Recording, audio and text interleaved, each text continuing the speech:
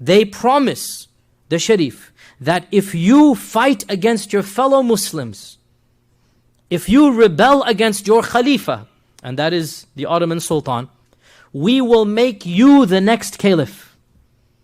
And we will give you a united Arabia. By Arabia, we don't mean Saudi Arabia. We mean the Arab lands, Damascus, Baghdad, everything in between, Syria, Lebanon, Jordan, everything, Arabia. You shall become the Khalifa of a united Arabia.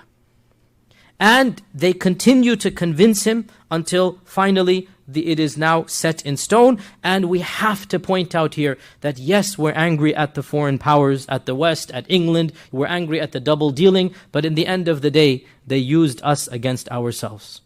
In the end of the day, we have to put the blame where also it lies. And Muslims are also guilty, just like every other party is guilty. And we have to acknowledge the greed and the power struggles on all sides. And here we have a copy of one of those letters. If you take a look at it on your slide, this is a copy. If you look at the date, can you see the date on there? October 24th, 1915. I want you to read this. That subject to the above modification, Great Britain is prepared to recognize and support the independence of the Arabs in all of the regions within the limits demanded by the Sharif of Mecca. Notice, very clear here. This is the original letter, by the way. You see Henry McMahon, you see the signature. This is the original letter.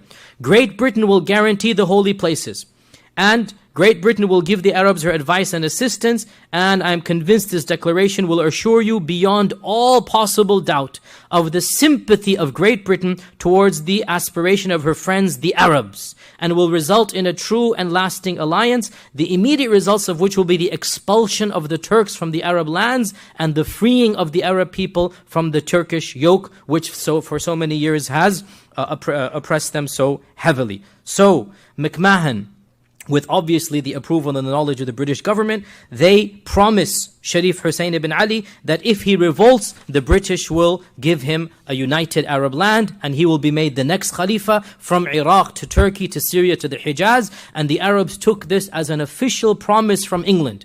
And based on this promise, the Sharif launched a war against the Ottomans. Not against the Brits, against the Ottomans. And the Brits, under the